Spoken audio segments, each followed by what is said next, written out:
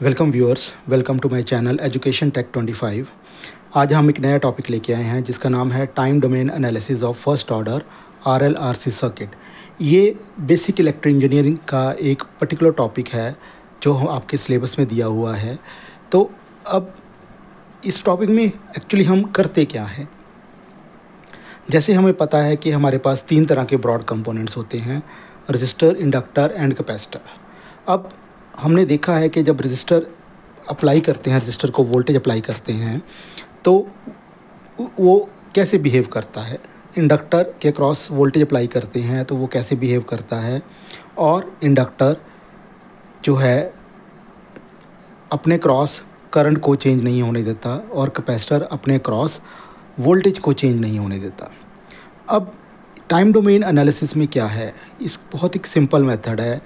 हमने ये पता है कि ये एक पर्टिकुलर सर्किट कैसे बिहेव करता है, लेकिन अगर हम उसको लगातार इनपुट देते हैं, वेरिएबल इनपुट देते हैं, कांस्टेंट इनपुट देते हैं, तो वो उसकी आउटपुट कैसे वेरी करती है या आउटपुट वेरी करती भी है या नहीं करती है, ये हम देखेंगे टाइम डोमेन एनालिसिस में। अब टाइम डोमेन एनालिसिस अगर है क्या, हमें ब्रॉडली पता होना चाहिए। ये क्या है? ये एग्जामिन हाउ अ सिग्नल और system behaves over a time by studying it's properties at different moments of time. अब जैसे कि हमने डिस्कस किया कि एक सिस्टम या एक सर्किट कैसे चेंज होता है, कैसी आउटपुट आती है उसकी, जब हम उसको एक पर्टिकुलर सर्किट को देते हैं तो कैसी आउटपुट आती है over a period of time. जैसे कि हमने एक कांस्टेंट आउटपुट इनपुट दी तो आउटपुट चेंज हुई टाइम विद टाइम या नहीं हुई, तो ये देखेंगे। अब ये ब्रॉडली देता क्या है? ब्रॉडली ये बताता है it reveals information about the signal start and strength of and how it's energy changes temporarily. अब ये बताता क्या है टाइम डोमेन एनालिसिस? ये बताता है कि सिग्नल जब हमने स्टार्ट किया तो आउटपुट कैसी आई, एंड किया तब आउटपुट कैसी आई, उसका एम्पलीट्यूड कितना था with respect to input voltage और इनपुट करंट, और जो उसके जो कंपोनेंट्स हैं एनर्जी स्टोरेज कंपोनेंट कौन कौन से, कैपेसिटर और इंडक्टर, इनमें कैसे चेंज हुई एनर्जी, हमें वो पता चलता है। दूसरा, इन practical application it helps understand the transient and steady state responses. अब इसका एक बहुत इम्पॉर्टेंट एप्लीकेशन है जो हमें आउटपुट रिस्पांस बताता है। अब जैसे कि इसमें बताया गया कि हमें ट्रांजिएंट और स्टेडी स्टेट रिस्पांस का पता चलता है। अब कैसे पता चलता है? अब ट्रांजिएंट रिस्पांस क्या होता है कि जिसमें आपकी इनपुट लगातार चेंज हो रही है, तो आउटपुट कैसे चेंज हो रही है। स्टेडी स्टेट में क्या है कि आपकी इनपुट तो कांस्टेंट है, आउटपुट उसके कॉरस्पॉन्डिंगली कितनी है, ये एक स्टेडी रिस्पांस है, इसको हम चेकआउट कर सकते हैं। थर्ड क्या है? In time domain a signal is represented by a function of time. तो ये बहुत इंपॉर्टेंट चीज़ है कि जब भी हम टाइम डोमेन एनालिसिस करते हैं तो हमें जो रिप्रेजेंटेशन है वो विद रिस्पेक्ट टू टाइम होती है। जैसे कि आपने मैथमेटिकली देखा है कि फंक्शन, कोई भी फंक्शन जब टाइम का फंक्शन होता है तो जब हम टाइम की वैल्यू डालते हैं t=0, t=1, t=2, तो हमारे पास उसकी आउटपुट आती है कॉरस्पॉन्डिंग टाइम पे। फोर्थ पॉइंट है, it is crucial in understanding steady state and transit response of a system और सर्किट। जैसे कि हमने डिस्कस किया, अब वो किस तरह का बिहेव कर रहा है ये हम उससे फाइंड आउट कर सकते हैं कि वो, अगर हम उसको एक वेरिएबल इनपुट देंगे तो वो कैसे बिहेव करेगा, एक स्टेडी स्टेट इनपुट देंगे तो वो कैसे बिहेव करेगा। तो ये ब्रॉडली कुछ एनालिटिकल कंपोनेंट्स हैं जो हमें टाइम डोमेन एनालिसिस से मिलते हैं। अब टाइम डोमेन एनालिसिस करें इससे पहले हमें उसकी एक मैथमेटिकल रिप्रेजेंटेशन देखनी पड़ेगी। जैसे आपके पास सामने देखिए, आपके पास 2 तरह के सर्किट्स हैं। एक में लेफ़्ट साइड पे आप देखो एक वोल्टेज सोर्स है, एक रजिस्टर है और एक कैपेसिटर है। सिमिलरली हमारे पास एक राइट साइड पे एक सर्किट है जिसमें एक वोल्टेज सोर्स है, दो रजिस्टर हैं R1 R2 और एक इंडक्टर है L। अब इसमें अगर हम, ये ज़रूरी क्यों है, सबसे पहले हमें ये समझना होगा कि मैथमेटिकल रिप्रेजेंटेशन ज़रूरी क्यों है। इसको अगर हम मैथमेटिकली रिप्रेजेंट कर पाएंगे तो ही हम टाइम डोमेन एनालिसिस कर पाएंगे कि विद रिस्पेक्ट टू टाइम जो है वो आउटपुट एक सर्किट की, एक सिस्टम की हमें मिलेगी। तो इसलिए जो है इसको मैथमेटिकली रिप्रेजेंट करना ज़रूरी है। अब उसमें एक सबसे बड़ा की पॉइंट है कि हमारे पास एक एनर्जी स्टोरेज एलिमेंट है। अब एक दोनों सर्किट में एनर्जी स्टोरेज एलिमेंट कौन कौन सा है, एक में कैपेसिटर है, एक में इंडक्टर है। तो हमें पता है कि a circuit containing energy storage element is described by a differential equation. Mathematics में आपने पढ़ा है डिफरेंशियल इक्वेशन, ठीक है, derivative of something with respect to derivative of time. तो अब जो डिफरेंशियल इक्वेशन है उसको हम आरसी सर्किट के केस में कैसे लिखते हैं। अब देखो, डेरिवेटिव ऑफ आईसी यानी जो करंट थ्रू कैपेसिटर जाएगा D T plus 1/RC IC, ठीक है।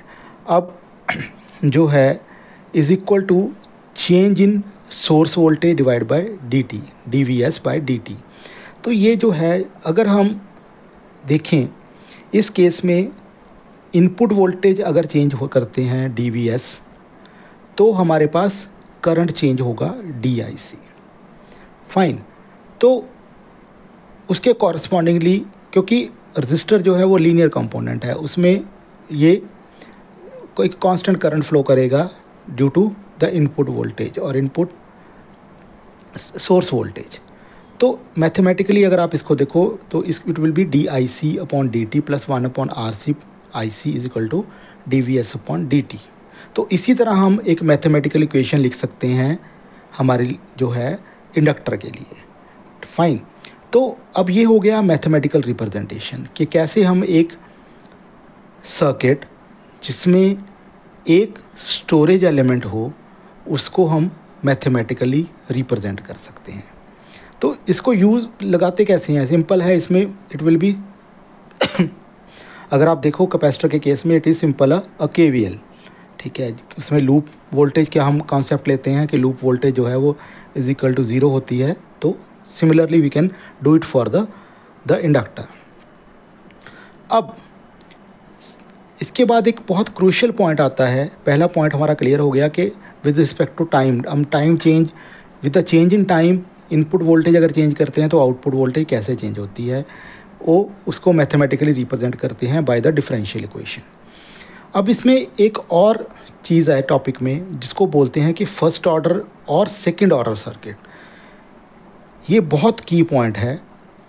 अब ये आपको समझना होगा कि फर्स्ट ऑर्डर या सेकंड ऑर्डर के सर्किट में क्या ब्रॉड डिफरेंट है। तो अब वो चीज़ आपको समझनी होगी। अब इसमें अगर आप देखो कि in case a circuit contains only one capacitor और one inductor along with the resistors, resistor चाहे 10 हों लेकिन एक कैपेसिटर है या एक इंडक्टर है, यानी एक एनर्जी स्टोरेज एलिमेंट है, the circuit is said to be of first order. क्यों? Since the differential equation used to mathematically represent the circuit has a first degree of derivatives, ठीक है। अगर आपने जो है डेरिवेटिव्स इंटीग्रेशन मैथमेटिकल टूल्स पढ़े हैं +2 लेवल पे, तो आपको पता होगा कि अगर dV/dt है तो ये फर्स्ट ऑर्डर है, अगर d² V/dt है then it is the second order. जब हम सेकेंड ऑर्डर डेरिवेटिव होता है, third order, fourth order depending upon the equation. तो इस वहाँ पे आपने नहीं जाना, इसमें सिंपल आपको ये समझना है कि फर्स्ट ऑर्डर या सेकेंड ऑर्डर सर्किट में डिफरेंस क्या होता है। कभी भी एक सर्किट जिसमें सिर्फ एक कैपेसिटर या इंडक्टर हो, रजिस्टर चाहे जितने मर्जी हों, सोर्स जितने मर्जी हों, वो जो है हम उसको बोलते हैं it is a first order circuit, और क्योंकि उसकी फर्स्ट डिग्री ऑफ डेरिवेटिव्स है। अब अगर उसके किसी भी सर्किट में एक से ज़्यादा कैपेसिटर या इंडक्टर हों, तो हमारे पास क्या होगा, जब एक से ज़्यादा एनर्जी स्टोरेज एलिमेंट आ जाएंगे तो जो मैथमेटिकल इक्वेशन उसको रिप्रेजेंट करने के लिए यूज़ होगी, उसमें second order, third order, fourth order, fifth order of derivative use होगा, depending upon the number of energy component कितने हैं, तो एनर्जी स्टोरेज कंपोनेंट। तो अब जब एक से ज़्यादा कैपेसिटर और इंडक्टर होंगे तो उसकी डिग्री जो है वो हाईएस्ट डेरिवेटिव ऑर्डर से वो रिप्रेजेंट होगी। और अगर वो दो एलिमेंट हैं, एक कैपेसिटर एक इंडक्टर, या दो इंडक्टर या दो कैपेसिटर, तो हमारे पास आएगी सेकंड ऑर्डर सर्किट बन जाएगा। तो ये बहुत सिंपल है। अगर एक कैपेसिटर या एक इंडक्टर है तो फर्स्ट ऑर्डर, अगर एक से ज़्यादा एनर्जी स्टोरेज एलिमेंट्स हैं तो जितने आएंगे उसके accordingly it will be a that order circuit. ये आपको बहुत ध्यान रखना है कि फर्स्ट ऑर्डर क्यों कहते हैं हम। अब इनमें कुछ चीज़ें आपको कंसाइज रूप में आपको याद रखनी है। तो फर्स्ट ऑर्डर में क्या होता है, contains one energy storage component हो गया। सेकंड क्या है, described by the first order differential equation, ये आपको क्लियर रखना है। थर्ड जो बहुत इंपॉर्टेंट चीज़ है वो है शोज़ अ सिंपल रिस्पॉन्स। उसमें जो मैथमेटिकली आप रिस्पॉन्स देखेंगे वो एक सिंपल होगा, जैसे हम कहते हैं कि एक लीनियरली राइज हो रहा है, एक एक्सपोनेंशियली राइज हो रहा है, या एक्सपोनेंशियली डिके हो रहा है, तो उस तरह का रिस्पॉन्स हमारे पास आएगा। सेकंड ऑर्डर में क्या है, जब हमारे पास एक से ज़्यादा एनर्जी कंपोनेंट होंगे, सेकंड ऑर्डर डिफरेंशियल इक्वेशन आएगी तो सेकंड ऑर्डर बन जाएगा। अब इसमें यह ध्यान रखना है कि जब सेकंड ऑर्डर पे जाएंगे या थर्ड ऑर्डर पे जाएंगे तो उनका जो रिस्पॉन्स है वो कॉम्प्लेक्स होगा, वो एक पर्टिकुलर नहीं होगा। जैसे मैंने कहा आपको कि फ़र्स्ट ऑर्डर में क्या है, आपका मान लीजिए का जो रिस्पॉन्स है वो एक्सपोनेंशियल डिके है या एक्सपोनेंशियल राइज है, तो लेकिन सेकंड ऑर्डर या थर्ड ऑर्डर या फोर्थ ऑर्डर में वो एक कॉम्प्लेक्स होगा, वो एक पर्टिकुलर फॉर्मेट को नहीं फॉलो करेगा जो स्टैंडर्ड सिग्नल्स हैं। तो इसमें हमने ज़्यादा दूर नहीं जाना है, तो यहाँ ध्यान रखना है हमें। अब क्योंकि हमें आरएल और आरसी सर्किट को एनालाइज करना है तो हमारे लिए उस कुछ में से कुछ बेसिक्स हमें याद रखने हैं। अब हम एक लेते हैं आरसी सर्किट। अब इसमें आप देखो स्विच है एक लगा हुआ, वोल्टेज सोर्स है, स्विच लगा हुआ है R1, R2, R3 और capacitor. At t is equal to 0, मतलब इस टाइम पे जो है it will be t is equal to 0, तो ये ओपन सर्किट है, कोई भी सोर्स जो है एप्लीकेबल नहीं है। तो कैपेसिटर के अक्रॉस जो वोल्टेज हम मान के चलते हैं इट इज़ अ VC, ठीक है। या ये कह लीजिए कि इसमें जो है हमारे पास कैपेसिटर क्या करेगा, एक अगर VC वोल्टेज है it will act as a open circuit. तो ये क्या है, इसकी स्टेडी स्टेट कंडीशन है, इसमें हमने कोई सोर्स को अप्लाई नहीं किया, तो जो है हमारे पास एक वोल्टेज जो है हमारे पास हमने ओपन रखी है, लेकिन हम मान के चलते हैं कि VC एक वोल्टेज है अक्रॉस द कैपेसिटर। अब उसके बाद क्या होगा कि हमने उसको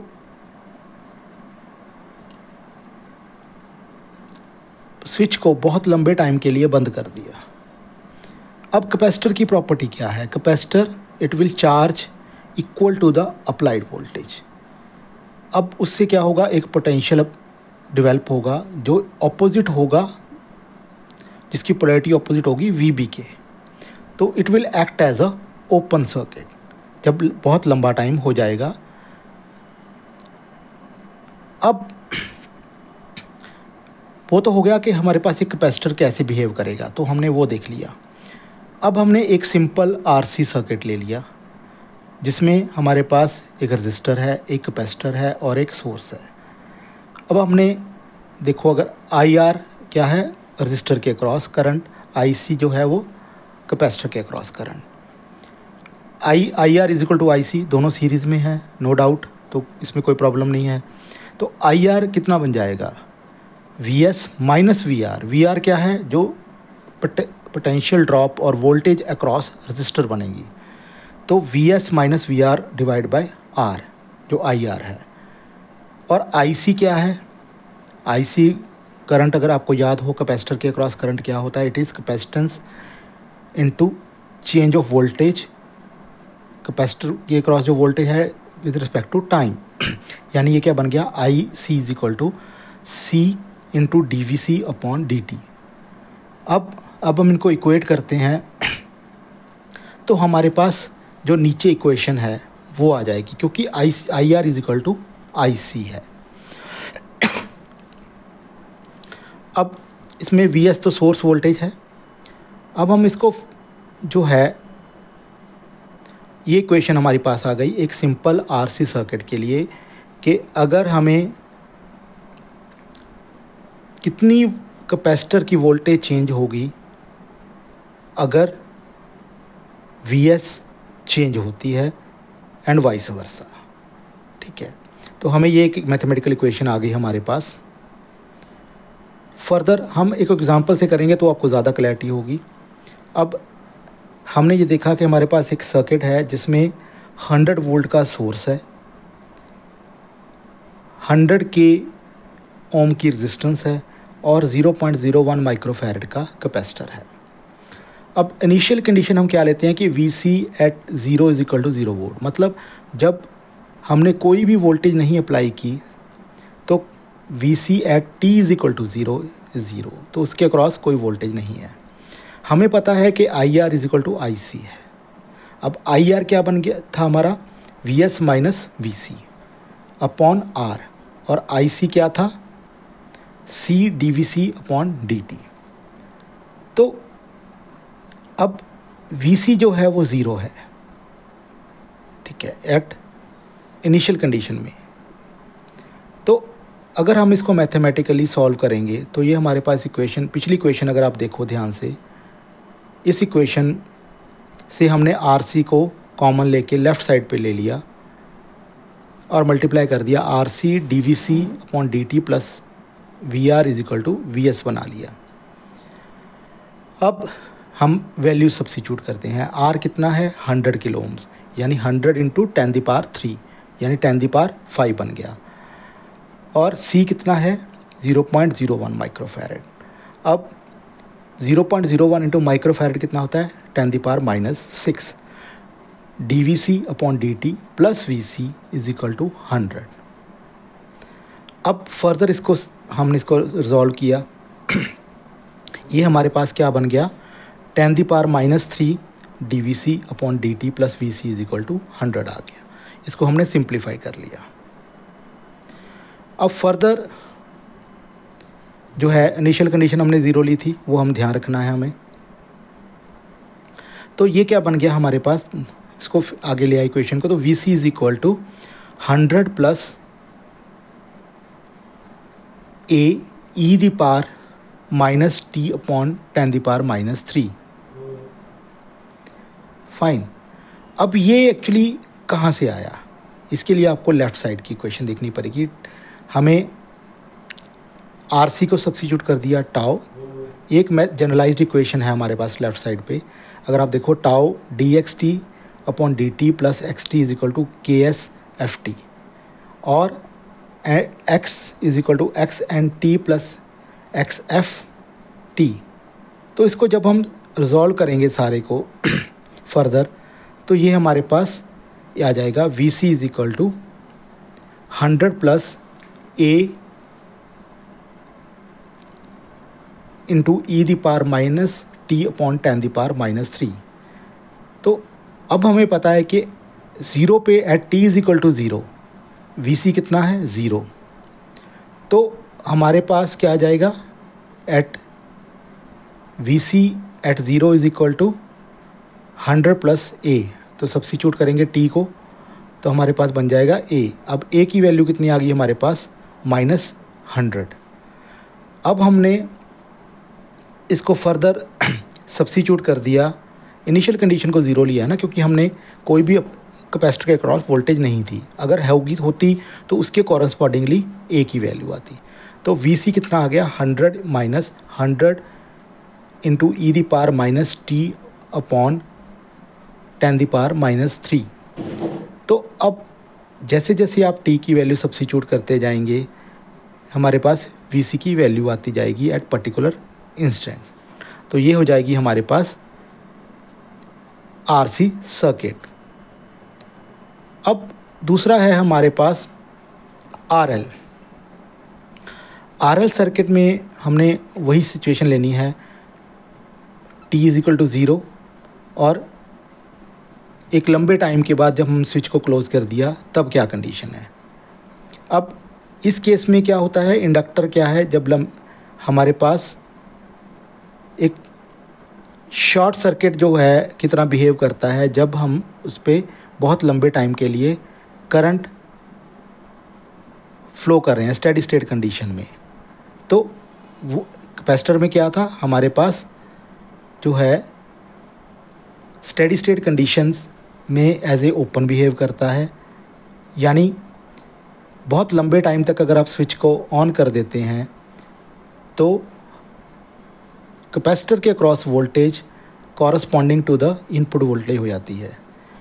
यहाँ पे क्या है, ये एक शॉर्ट सर्किट की तरह बिहेव करता है। अगर आपको इसमें डाउट है तो एक्टिव और पैसिव कंपोनेंट को आप एक बार फिर देख सकते हैं, उसमें आपको समझ आएगा कि इंडक्टर जो है वो किस तरह बिहेव करता है to the change of voltage, और इंडक्टर कैसे चेंज करता है और कैपेसिटर कैसे चेंज करता है।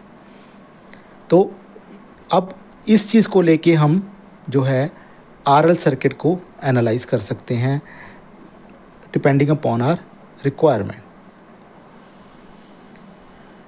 तो अब उसके लिए भी हमने एक एग्ज़ाम्पल ले ली है साथ में।